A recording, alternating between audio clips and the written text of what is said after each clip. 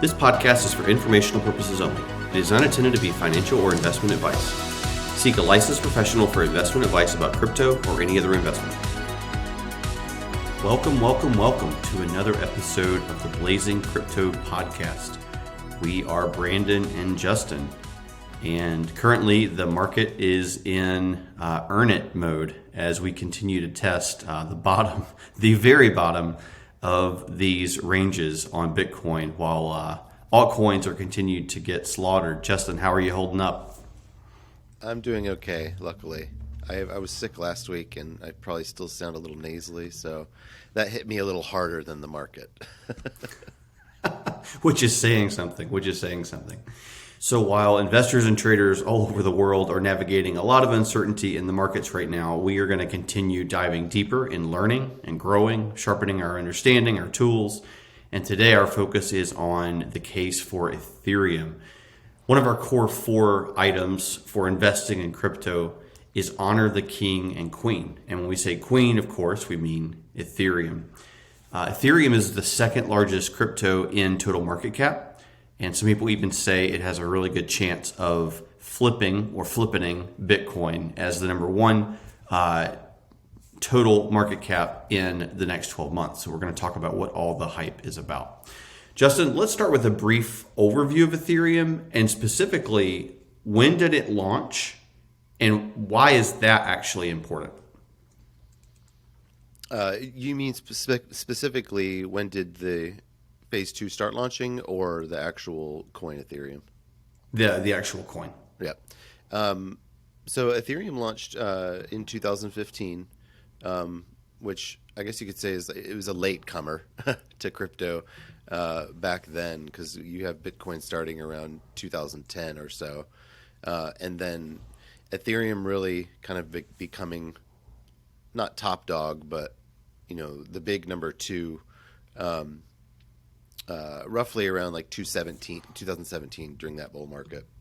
But so it's relatively, like, what is that, 7 years old, and it has built out a lot of just, I guess, robustness in the market. A lot of different layers and applications are being built on top of it. So a lot can happen in 7 years. For sure. And, Ethereum obviously had first mover advantage on the smart contract side. And so, a lot of the growth that came into the industry in 2017, as you mentioned, Ethereum definitely benefited from that, as did some other coins. We talked about last episode with Solana that Solana was a smart contract blockchain. Obviously, we just mentioned Ethereum is as well. Just remind us really quickly what a smart contract blockchain means. Yeah, so I'll start with a very quick technical definition and then talk about a little practicality after that. So essentially, smart contracts it's taking this concept of blockchain, which Bitcoin uses just for sending little bits of information back and forth, and it takes it and it makes it more complex. So now, instead of just sending little bits of data, you can actually send and log contracts on the blockchain. So agreements between 2 completely different parties, and the blockchain itself is the third party intermediary that's just keeping track of everything. So from a technical side, it's just logging decisions, agreements on the blockchain. Practically, though, what that allows us to do is it allows technology to come in and essentially automate in ways that we've never been able to see automation in the history of the world, which is pretty transformative. So, practically speaking, I know we've even mentioned this on the Solana podcast towards the end there. The application of that means decisions that you make when you're buying a home, contracts, those things can be accounted for on the blockchain, and it actually streamlines the process, takes unnecessary people out of the process, and it allows us to rely on computers to keep track of it for us, essentially. I once worked with a technical developer who made the statement that in software, the more the software needs to replicate a human interaction and a human process, essentially it becomes more complex and more expensive in dramatic fashion, right? And so as humans, we don't think about the complexity of contracts, and we don't think even about contracts at all, mostly on a daily standpoint, but we make contracts all the time, right? And so, yeah, it's really cool that technology is getting to the place of being able to handle the complexity without sort of a central authority, which is really awesome. So I need to ask you, what is gas, and why do people fuss about it so much? So, because gas is expensive, right? The gas is too dang high, I think a lot of people say. So, essentially, anytime you're in a smart contract and you have to think of it like writing the agreement, it's almost like a transaction fee, which is called a gas fee, where let's say you and I were I was gonna loan you some of my cryptocurrency so you could take that and whatever, do X, Y, or Z. Well, we log that decision in a smart contract, and then we have to pay gas, essentially. Think of it like, the underwriting fee or whatever. Like that gas is, it flexes over time. So the more Ethereum network gets used and like clogged up, basically the higher the gas goes. So right now, or over the last year or so, the Ethereum network has been very clogged up because there's so many people trying to use it for different applications. And it's caused us to have higher gas fees, right? So, for example, for us to take out a smart contract right now, we would pay anywhere from $50 to even $275, $300 in gas, depending on what we were trying to do. And that's just to basically to lock it in the smart contract. Yeah, absolutely. Thank you for keeping our podcast on the clean rating side, with your rent being so high, so to speak. So we all appreciate that. So related to that, there was actually a pretty big event in the Ethereum world that launched in August 2021 called EIP 1559. So can you explain what that launch did and why that was really so significant? Yeah, so Ethereum is trying to ultimately move from a traditional Ethereum as we know it to what's called Ethereum 2.0. And that process of migration happens in stages, and the first stage was this 1559. So one of the big things that unlocked for Ethereum was traditionally when people are paying these gas fees for these smart contracts, that gas fee now with this update that came out is burned forever. So as soon as the smart contract is locked in, you pay the gas. That gas is essentially burnt forever. Like that Ethereum is no more. And essentially what it does is it creates this deflationary aspect of Ethereum that ultimately is going to be really valuable for a number of reasons. But that was the big first change. Is it moved from miners getting those gas fees to the gas fees being completely burned and gone. Yeah, excellent. And as we mentioned in the Solana episode last time, what Solana is really, really good at, proficient at, is speed and scalability. With Ethereum, it sort of has the other side of the coin, right? It's robust, it's a little slower, it's a lot more secure, but it's also a lot more expensive to use.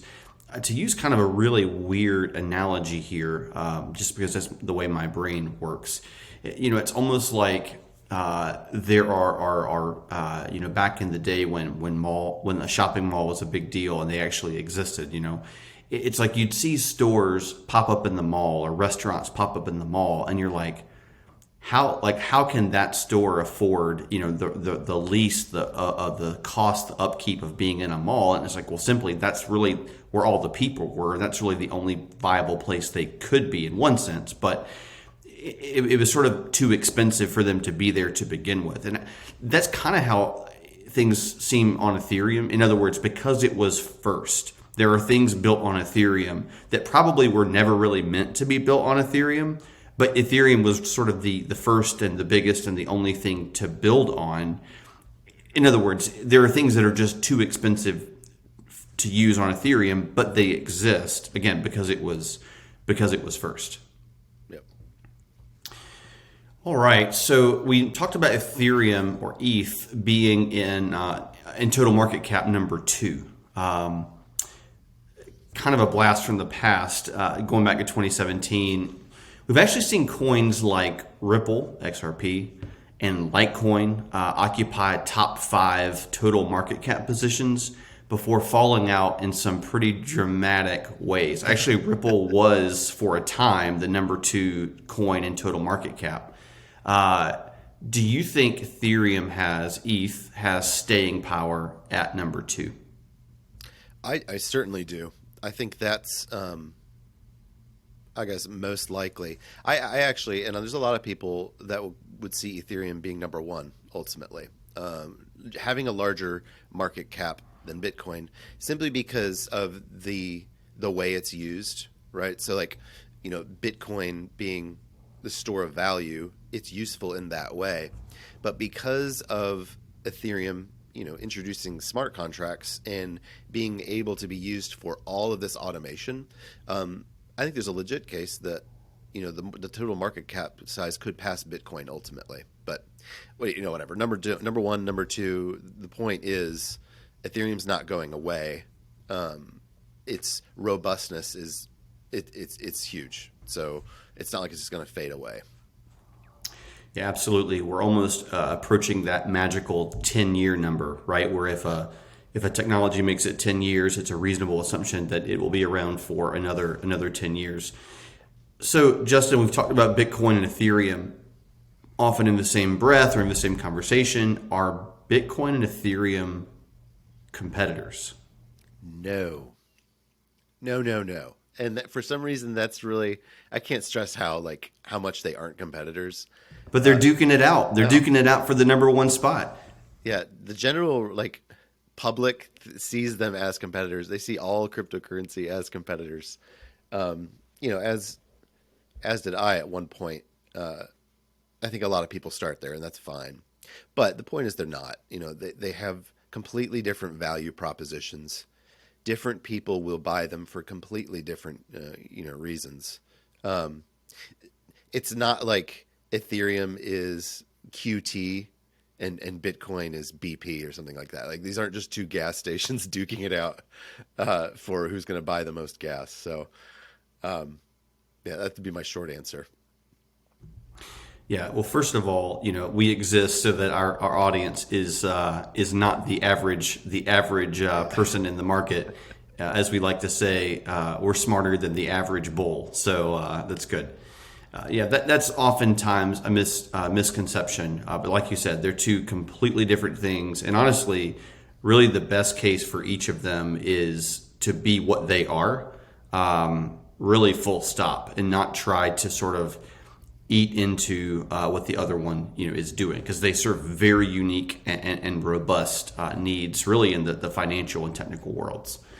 All right, well, let's shift to future valuation, and I think we'll spend a few minutes here thinking again, larger time frame, 3, 4, 5 years. That puts us in 2025, 26, 27, which seems like a long way away.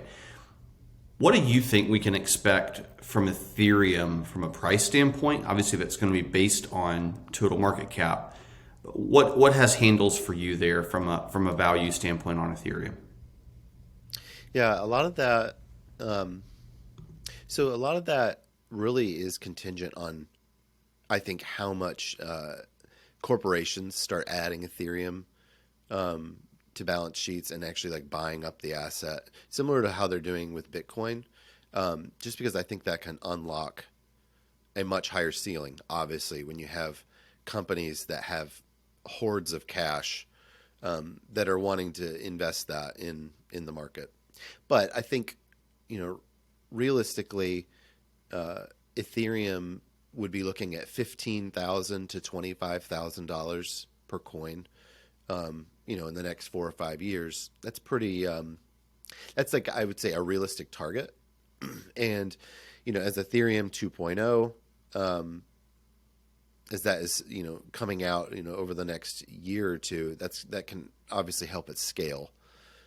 So I think how successful that transition, or how smooth that goes, and then how much of the corporations start buying is really going to it's really going to set the tone for where it lands. But I think 15 to 25,000 is a pretty conservative target, basically.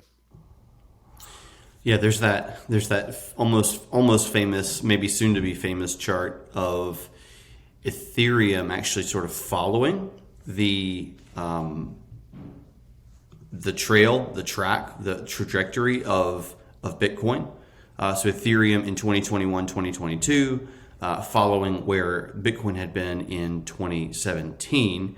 Honestly, they're moving in almost identical ways, not just in terms of levels, but even in terms of shape. And I think from that, one takeaway, like you mentioned, even the fact that we're even talking about corporations, institutions, even looking at Ethereum, I think it just means, again, Ethereum has, for all intents and purposes, it's made it. It's here to stay. And it's viewed in a robust, legitimate way. One thing that's pretty fascinating is in the summer of 2021, actually July. So sometimes users are measured on crypto in terms of active wallet addresses, and the number of active wallet users on Ethereum actually surpassed the number of active wallets on Bitcoin. And again, it's a testament to just the significant amount of growth, development, action, if you will, that Ethereum is seeing. Yep. Yeah, and that whole argument, like even if you look at if you're looking at that transaction volume too, like Ethereum does a lot more volume from a transaction standpoint than Bitcoin consistently, and that all goes back to what I was saying earlier, is it's just more useful. Like it has more use cases right now than Bitcoin. So the numbers are going to reflect that, right? And that's a lot of its usefulness is behind that for sure. Yeah, and when we talk about price, when we talk about market cap, we're really a lot of times in the zone or the realm of valuation. If you want to take one thing away from this to sort of go like research, kind of get smarter, understand kind of a bigger concept that not only will apply to Ethereum, but other chains like Solana and AVAX and other ones that we haven't discussed on our show, study Metcalf's law. And the reason I bring that up here is one of the if you will, sort of, I don't know, technical or fundamental, I'm not sure which one it is, explanations for why technology growth is so rapid or even exponential is because of Metcalf's law. So Metcalf's law essentially states that the value of a network really grows exponentially as the number of users or sort of inputs in that network increases. And so actually it's like not just the value grows as the users grow, but that the value actually grows exponentially because now you have connections and multiple connections between each of those users. And I think the specific quote from the 80s from Robert Metcalf is the value of a telecommunications network is proportional to the square of the number of connected users of the system. Maybe you're smarter than I am at math and can figure that out, but the point is value grows exponentially the more users are added to the system. So I would say this. In the legal world, they always talk about if you want to catch the criminal, follow the money. In other words, the money doesn't lie. From a valuation standpoint, in crypto, in tech, you follow the users, yep. Or in this case, active wallets, right? They do not lie. And in terms of valuation, that it's really something. If you had to kind of proxy one thing to understand where this is going, I would say understand that. Justin, what do you think about that? No, I think that's an excellent point. And the funny, I don't know, 4 years ago. I probably never heard of Metcalf's law. I don't remember when I heard of that. And it was from a number of podcasters in the crypto space. But yeah, starting to understand, oh wow, the network effect that you're describing, you don't see it, right? Like, unless you're looking for it. And once you see it, you can't unsee it.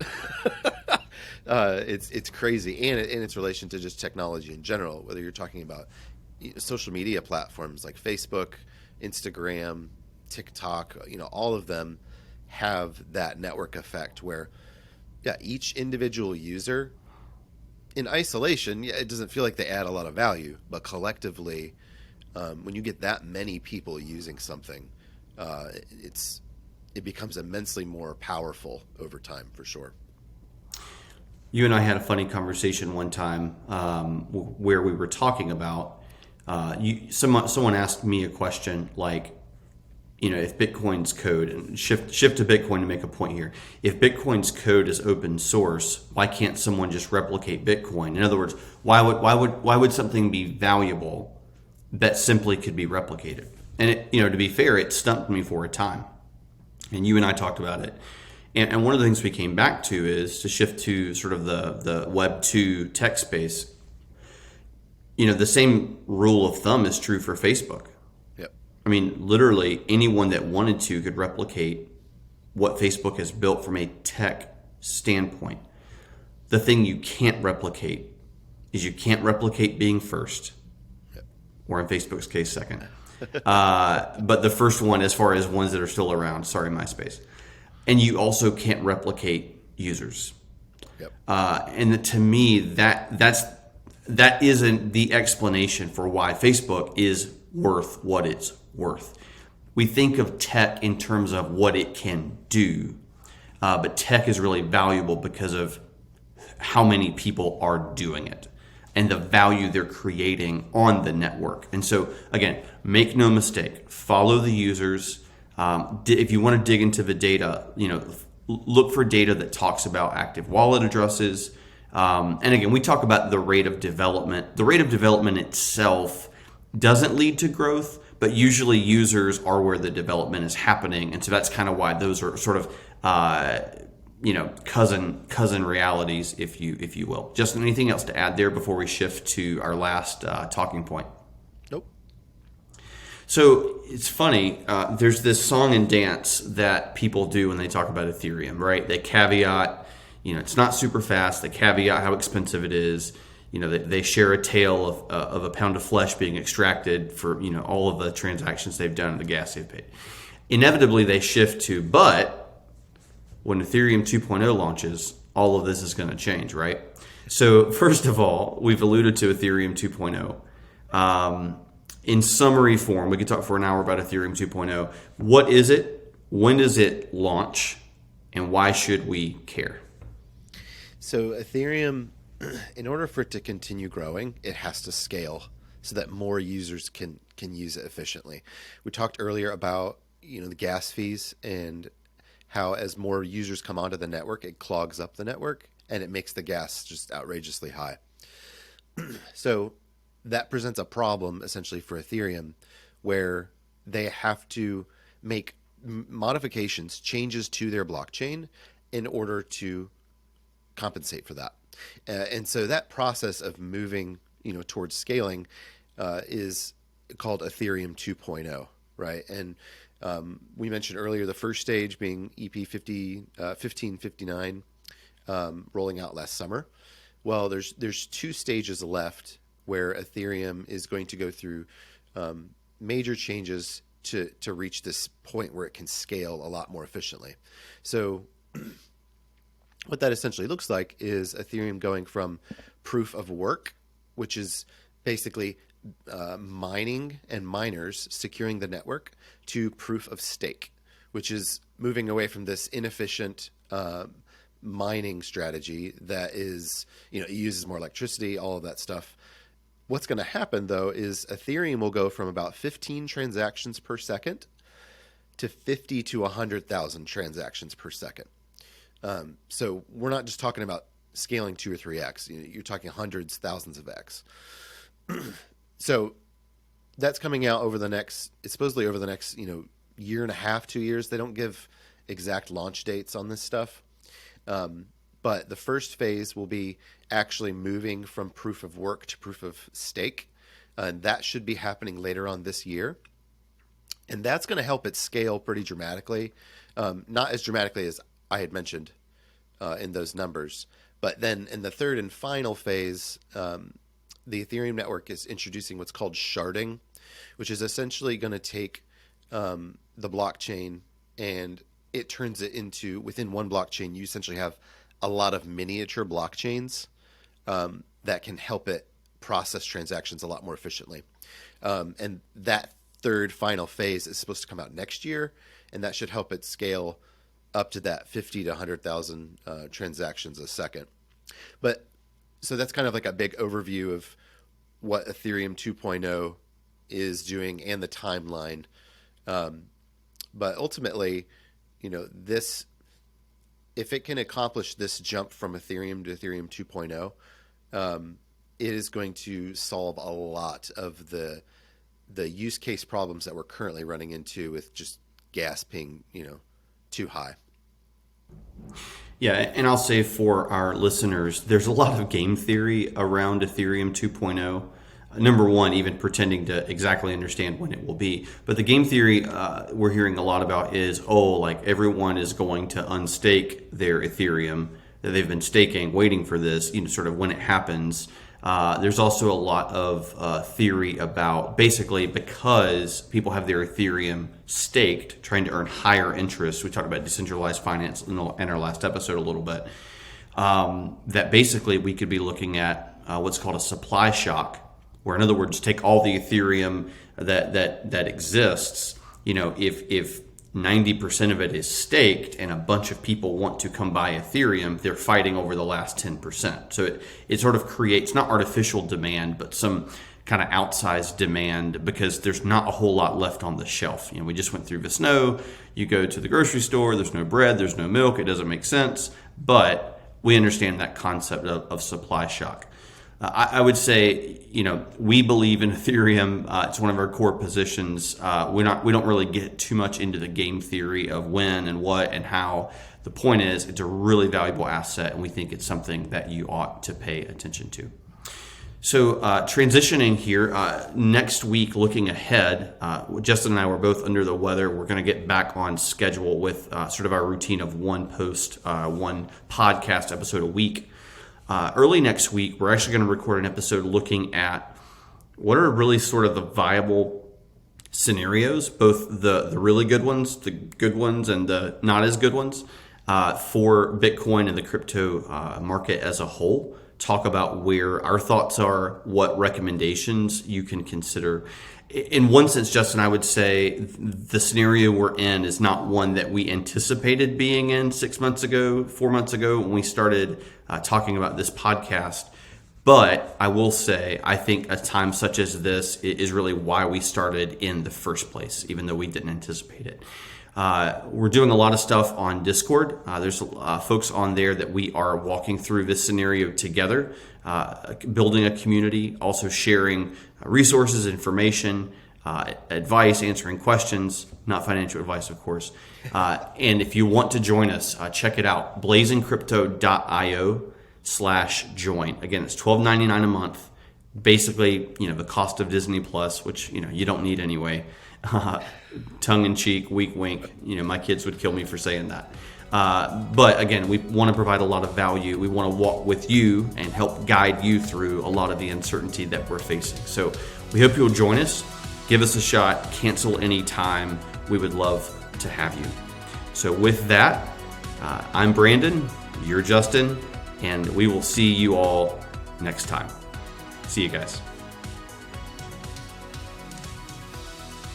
For more information, check out our website at blazingcrypto.io. Additionally, if you have friends that are new to crypto, share our trailhead videos from our website, which is a great way to get introduced to crypto.